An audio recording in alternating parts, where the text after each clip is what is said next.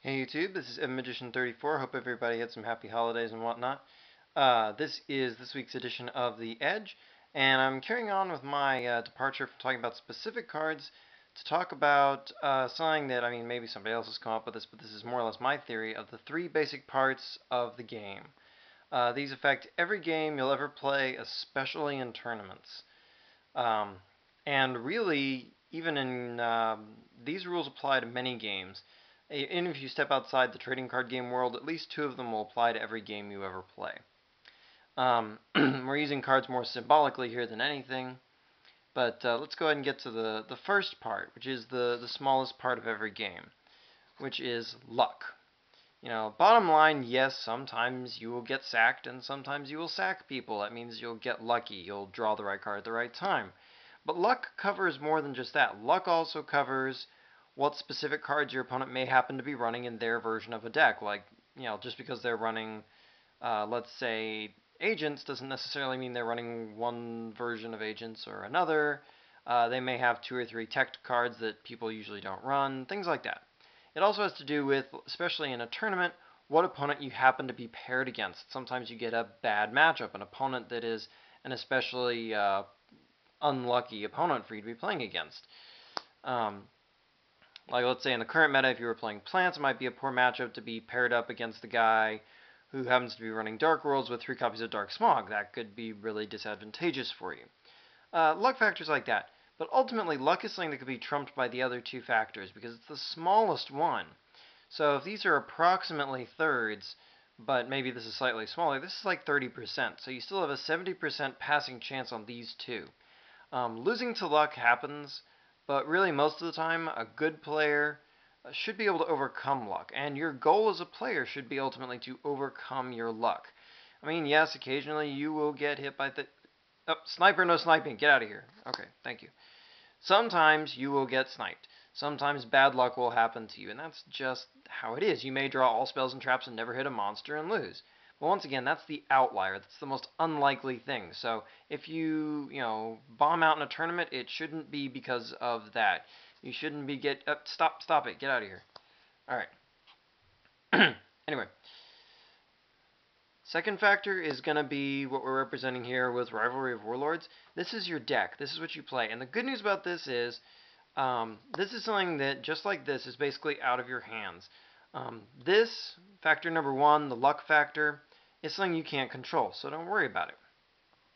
And your deck is something that you worry about for days or weeks, maybe even months, before the actual event. But once you play the game, or once you get into a tournament, this is out of your hands. This is the deck you built. This is the side deck you built. This is the extra deck you built. And you don't have to worry about it the second you start, because it's out of your hands. So, for better or worse, this is 2/3 of your game completely out of your hair that you need not worry about once you get started.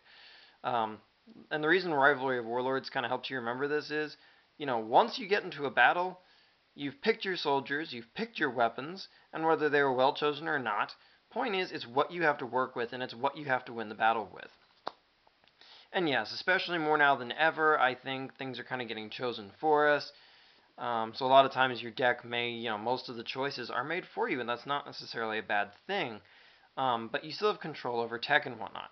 Some decks, and we're not going to name names. Yes, okay, there are some names, but we're not going to name them. There are some decks where a lot of your thinking is done for you, quote unquote, and you can net deck it. And net decking is not a bad thing. It's not a creative thing, but it's not a bad strategy, and that's something to remember. It's one of those things, like the old saying goes, if you can't beat them, join them. Sometimes it's okay to play meta. In fact, there's even sort of a long-standing habit of decks that are more or less built for you. And anyway, sometimes, yes, there's a card that's even made that's so powerful and so you can tell that tour guide not to even come in here. I don't even want to talk to her. All right, I'm sorry. I'm sorry. Don't cry. Ugh. Anyway, point is, yes, sometimes some cards will be made so good you pretty much have to run them, or the ban list will change in such a way that a certain card will come unbanned or something. You pretty much have to run it. And once again, that's just something you have to factor in here. This is why you spend so much time. There are a lot of choices when it comes to what deck you play, what cards you're going to run. That's why you test play, test play, test play. You have lots of time for this. There's no excuse for having a poor deck in a tournament, basically, because you had lots of times to test. Lots of time to play this deck and that deck and that deck and test yourself. Find out over and over again. Does it work? Does this side deck work? All these are questions you answer ahead of time. If you are prepared, in other words, you've done all your testing ahead of time, you know all the answers to all this, and you know how to play against your opponent before you ever get there. So this is 2/3 you can take care of at your leisure. Okay, well this one you can't exactly take care of, but good luck, bad luck, and what you're going to see most of the time is just neutral luck. It's all going to average out, so don't even worry about this guy. And part number 3 is the biggest part of all, your brain control. This is player skill. This has a greater influence on your ability to play than anything else. I mean, bottom line, even if somebody just gives you a pre-built deck that you know nothing about, if you are a good enough player, you should be able to steer yourself to a very successful finish at a tournament, at least like X and 2, being like, 6 wins, 2 losses, 7 wins, 2 losses, something like that. All off of player skill alone. This is just your experience, what to do given certain information, what your opponent's likely to do, knowing the meta, things like that. All that fall under here. This is the only one of the 3 big factors that you have to worry about once you get into a game or once you get into a tournament. It's all you. It's all your skill. It's all your experience. It's all your knowledge. Everything wraps up right here. But this is another factor, too, that's kind of hidden. And that is, this is the psychology of the game. And yes, there is psychology in Yu-Gi-Oh! And yes, knowing your opponent, understanding how they think and work, refer to my Edge video from last week. If you don't know where to find it, you could definitely check out my channel. But anyway, that's enough of a commercial. Point is, all this is something you can control, something you can do. And yes, bluffing does fall into this category, but bluffing, you have to be able to do it. And remember, never bluff when you don't have to, but bluffing kind of taps into this factor in your opponent's head. It's not always a great idea, so it's a last resort. But knowing how to do it well, knowing how to trick your opponent into making a move, things like that, all that falls right here. And this will decide the majority of your games. So, you can't control this factor, so just don't worry about it. Try to build your deck to minimize the impact of this factor, but know that it's going to hit you sooner or later.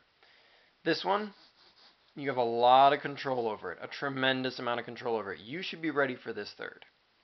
And this one is the one you work on every time you play a game, every time you get into a tournament. Play, play, play. Try again, try again, try again. Kick on your video game if you have a little bit of spare time. These 3 make up your game.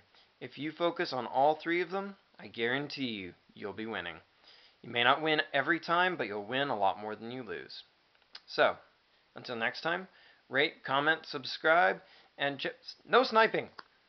And check out my channel for more cool gaming videos.